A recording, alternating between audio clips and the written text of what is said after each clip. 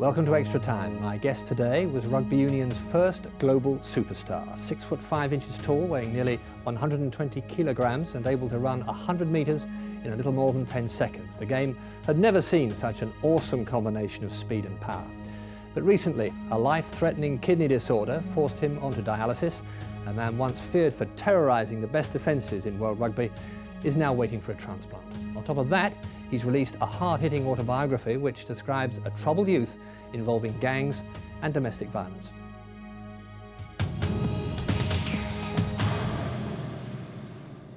Jonah Lomu, welcome to Extra Time. The first question has to be, how are you? Oh, I'm great, yeah. You're looking very well. Yeah, no, I'm not too bad. Just wish that I was playing, but you know, that happens. Yes. This kidney disorder, it's described as nephrotic syndrome. Yes. You must have done so much research on that. What is it?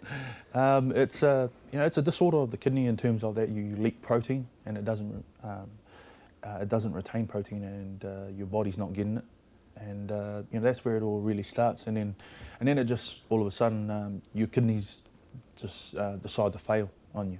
So you're basically, there's no goodness, and the waste products in your body is not getting removed. Yes. So the effects in terms of your kind of daily routine are what exactly?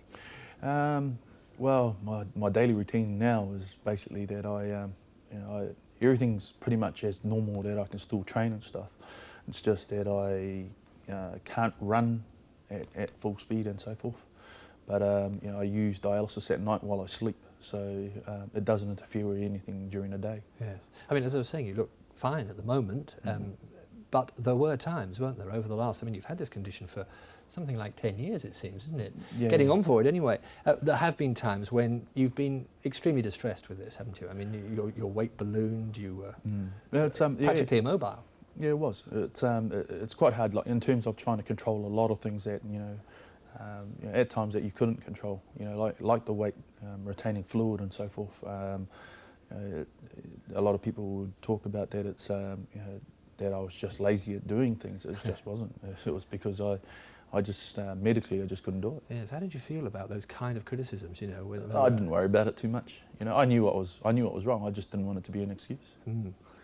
Dialysis, of course, must be painfully demoralising for anybody to have that arduous daily routine, to be tied to a machine for something like 8 hours a day. But for you, a world-class athlete, one imagines it's somehow even worse. It is, in a lot of ways it is, but in saying that, you know, it's quite a medical breakthrough in terms of for kidney patients, you know. Just thinking about if we didn't have dialysis, you know, life could be a lot shorter, and actually, you know, you're being prolonged in another way. Yes. So I'm quite thankful in that way. What were the deepest, darkest moments, though, when you were really suffering? Deepest, darkest? For me, in general, it would be sitting at the World Cup in 2003 and watching it from the sideline. Yes. You know, because you know, from halfway up my calves to the rest of my body's as best as it can be, or even better. It's just that my feet wouldn't do what I wanted to do. Yes. And on top of the physical effects, there are clearly debilitating mental effects too, aren't there? Yeah, there is. You know, to me, you know, and to a lot of people, the best way to describe it is, you know, you think of the hardest thing that you can do, and in terms of, you know, the things that you do every day without any knowledge, and you neglect it, like, you know, just getting up in the morning and walking to the fridge and getting something to drink. I couldn't do that. It became such a physical effort. Yeah, it wasn't just physical. It was just like. It was mental as well. It played with you in that sense. You know, I was a guy who could run down the field and run into players and stuff like that, and hold people up in tackles and so forth. And trying to walk to the fridge and you fall over, you know, that sort of thing, you know, is you know, to me was one of the hardest things. That conjures up a desperate picture, doesn't it? I mean, of you simply falling over in your own kitchen. Yeah. And so therefore, there must have been a mental depression, a mood swing element that kicked in here. It was frustrating at first, but I was very fortunate that my wife Fiona was with me at the time, you know, and she's taken me through that. It's you know, it's quite tough, and you know, and trying to face it, like, you know, it would be even harder. I think I wouldn't got through it if I didn't have her around with me. Yes. You know, because you know, I've got like 6 stairs and I couldn't get up them on my own. I had to get get her to actually help me up them. I couldn't help her with groceries, carrying them up the stairs. That's how bad it got. Yeah, but we got second opinions on certain things about the nerve conductions in my legs and stuff. So we tried a few different things, a few different treatments, and hence I can walk on my own now and do all the things as normal as possible. But the closest to running I've got is a slight jog. Sure, but as I say, you look well enough now. You're undergoing dialysis still. What are the chances of eventually a successful match in terms of a kidney transplant? Hopefully when I get home, I'd find out, in the next few months, whether if I've got a perfect match in terms of, as a donor. I was just very fortunate that I've got a great friend who's going through the process, and he's at the last bits of it. You face the possibility that a suitable donor may not be found? Yeah, I have. And the consequences of that are what? Yeah, the consequences are that you stay on dialysis for quite a long time. Yes. Yeah. But in that sense, it's not utterly and absolutely life-threatening. It is, because there's a lot of complications that you can run into with dialysis. Dialysis clears your blood, but it absolutely doesn't clear it as well as a kidney. It only gives you it clears it only about 10%. Yes. So if you don't get a transplant, your life becomes more complicated and you become more prone to infection. And yeah, it is. Yes. Yeah. Well, as I say, and I keep saying it seems, you look well, but what people don't understand, I think, is that you have actually had this condition for some time. And when you burst on the scene, I mean, it was the World Cup, of course, in 1995, the big semi-final in Cape Town against England, when you scored 4 tries. You'd effectively already been diagnosed with this, or at least certainly you knew something was wrong. Yeah, I knew then what I'd had. Yes. And, but yeah, it's something that I kept to myself. Well, let's talk a little bit about, in a sense, that, as I say, you burst on the scene. In many respects, I think, certainly in the UK, it's what you remember for most. That feeling in the semi-final against England, when it appeared you were utterly unstoppable, and there were England defenders in your wake, that must be a fabulous feeling to have in sport, to be effectively invincible. I don't know about invincible. Well, you certainly were in that match, weren't you? You were unstoppable. It's it was just, if anything, it was more of a sense of relief for a lot of us as players.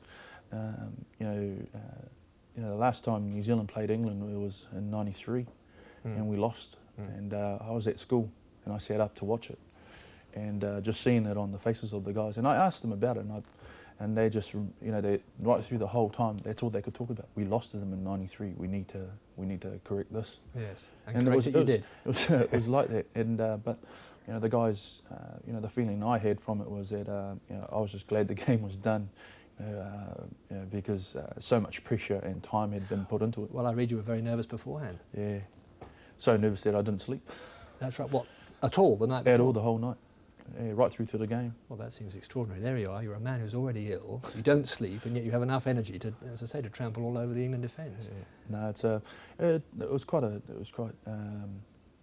weird. Like, I stayed awake the whole night, sat up in the morning and looked out my window, watched all the English supporters and New Zealand supporters walking to Newlands, and it was just, and then I guess that's when the occasion sort of hit me, and I guess that's where I got my second win and energy from. The occasion certainly hit Will Carling, the England captain at the time. He said you were a freak. I mean, that's not an especially kind thing to say, but I think we kind of know what he meant. Yeah, no, we do. I got tremendous respect for him as a player, and I don't hold any grudges when it comes to things like that. No. I think it was sort of meant as a compliment. Oh, I think it was too. But it was just one of those games that everything went my way, and everything just completely went our way. Yes, the England hooker Brian Moore said that I suppose the only way we might stop him is with an elephant gun. Well, again, it's slightly insulting, but it's just a measure of the power that you had at your disposal. Yeah, it was just like, I'm just very fortunate to be blessed with with a lot of strength and speed. I mean, let's just quickly skip on. I mean, there have been highlights and indeed lowlights in the intervening time since then. But you think about 2002, when you were really quite poorly, weren't you? Yep. And there were people inside the New Zealand camp, former coach John Mitchell indeed, who was getting pretty impatient with you. He said, frankly, I'm sick of waiting for Jonah to show some form. I mean, he must have been aware of how ill you were, wasn't he? No, I didn't tell him anything about it. I didn't tell any coaches. Didn't you? Nothing? Nah. Yeah. Why They not? knew I was sick, but that was about it. You know, I didn't tell them the extent of it. Why didn't you tell them? I just didn't want it to be any reason. Yeah, that's the reason why. You know, I'm a person who. But it would have explained everything, wouldn't it? Yeah, I think it would have explained things to them, but I don't want no sympathy for it. No, but perhaps a bit of realism would have been in order, wouldn't it? Maybe. Yeah, but you know, like I said, it's just the way I deal with things. You know, I keep it to myself. Yeah. So let me take you back to, well, all the way back to 1975. You were born in Auckland, but you went to your native Tonga at the age of 1 to live with relatives. Why was that? Why was it? Yes. I mean, you weren't given an explanation at the time, of course. But, no, it was just, I guess the family just wanted me to know where my roots were. And, you know, I was taken back there, and I was just very fortunate to be brought up by my mum's family. Yes. You were happy in Tonga, but you didn't want to go back to Auckland, is that right? No, I didn't. I guess because at the time I was brought up by my mum's older sister, and she didn't have any kids. And so they'd given me to her to bring up, and I'd always known her as mum. Yes. So I didn't know her as my auntie. So at the time when they decided to uproot me and shift me back to New Zealand, and they told me the person that I called my auntie was actually my mother, that was a bit of a shell shock. So you had, therefore, two mothers in a way. Yeah. But you didn't really have a father, did you? In the sense that you had a very poor relationship with him. Yeah, I did. Tell us a little bit about that. I guess the toughest part about that was that you know, me and him had never really saw eye to eye when just growing up and so forth. Like, you know, not wanting to be at a place, you do everything to rebel. So you know, I kept on getting into trouble. You're talking about your teenage years now, Yeah. as you've moved on a little bit there. No, just as a young person, if you're not in a place that you're not actually happy with, you just do everything the opposite to it.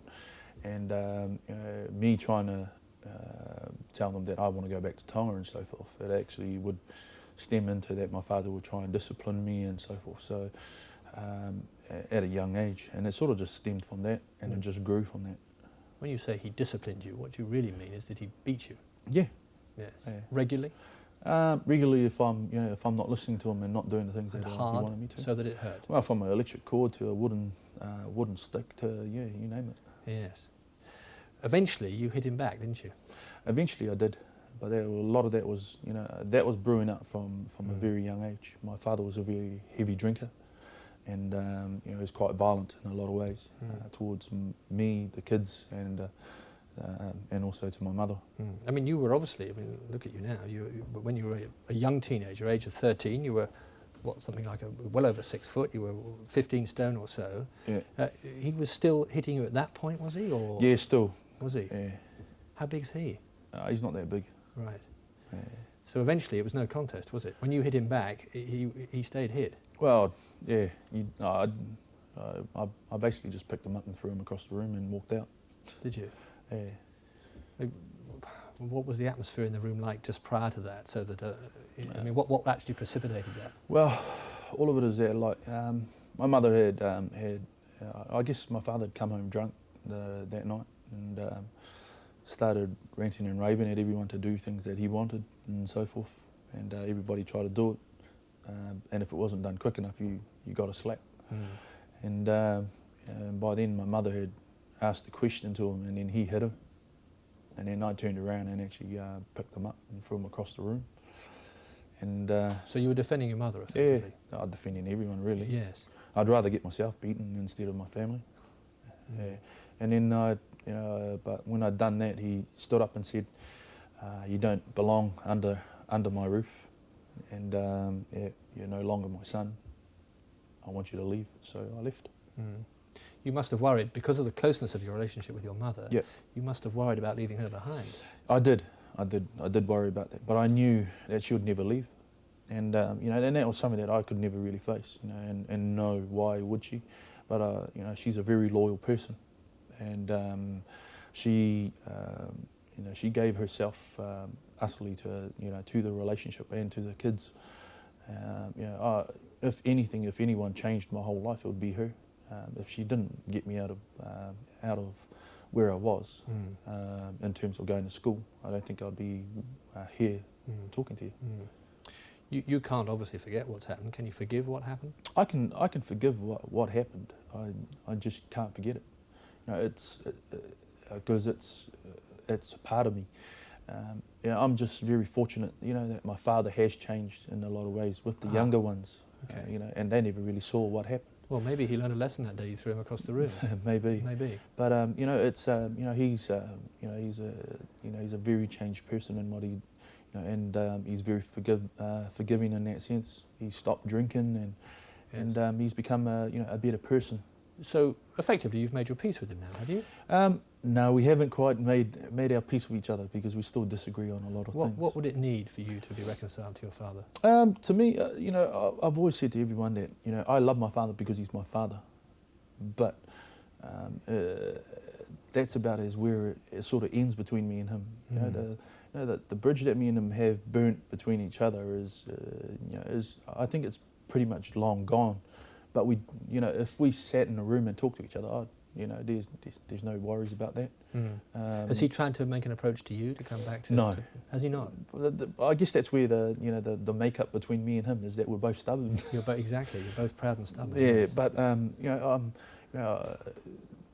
I think the one thing that we both have really in common in terms of you know, that where things we would want to actually bond things together between the two of us is that we both love the same person, and that's how I love my mother, and he loves his wife, and you know, and she still loves him, despite what's happened. Despite what's happened, and you know, that's to me is a very hard thing to try and understand, and but you know, she can't help the way she feels. You'll know that there's been some criticism from within the Tongan community about your decision to go public with all this, that these should be kind of private matters. Yep. Well, what's your reaction to that? My reaction to that is, I reckon it's a load of crock, really.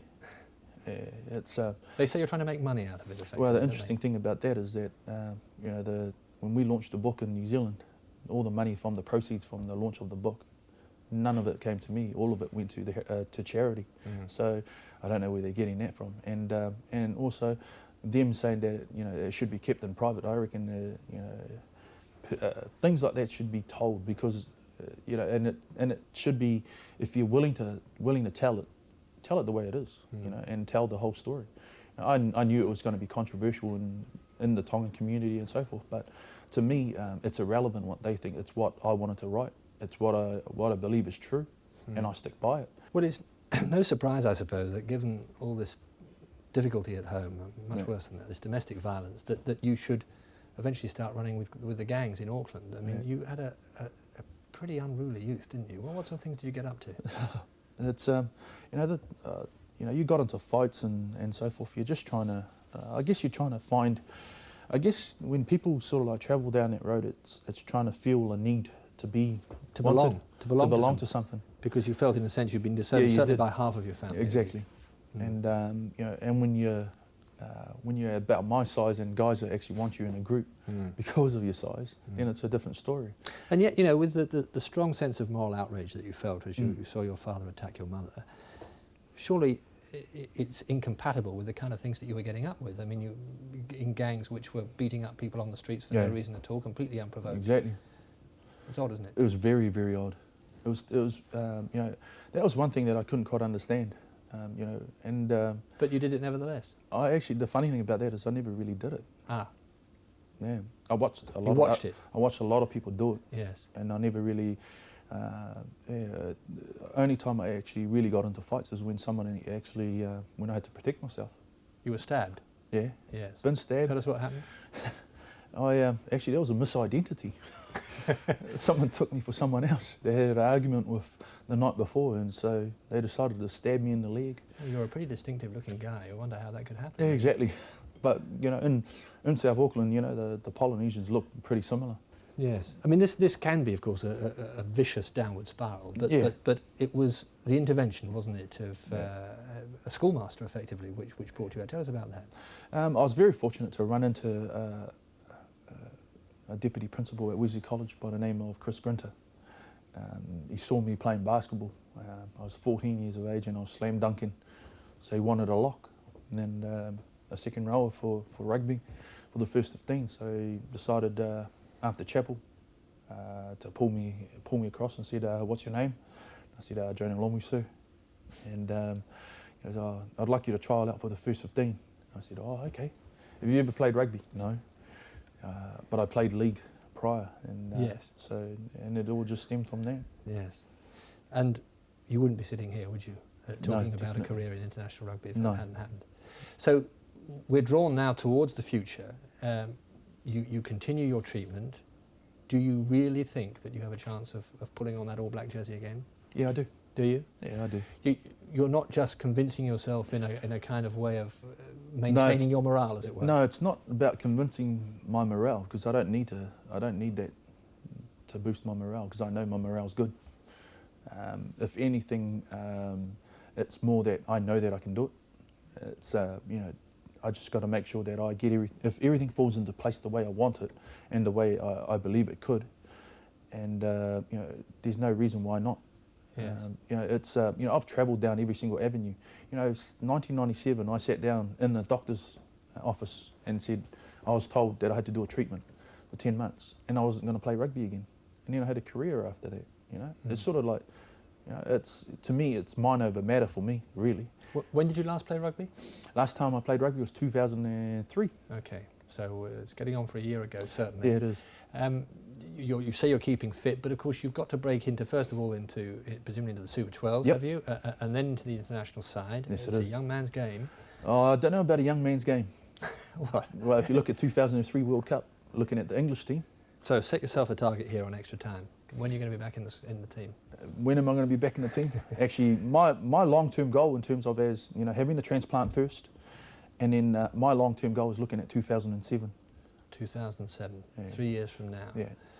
And you'll still have that energy, that commitment, that hunger to play the game at that point. Well, I don't think I'll be having, you know, to tell the truth, I wouldn't even be thinking about it if I wasn't that determined about it. Jonah Lomu, we wish you all the best. Thank you very much for joining us on Extra Thank you for Time. having It's me. much appreciated.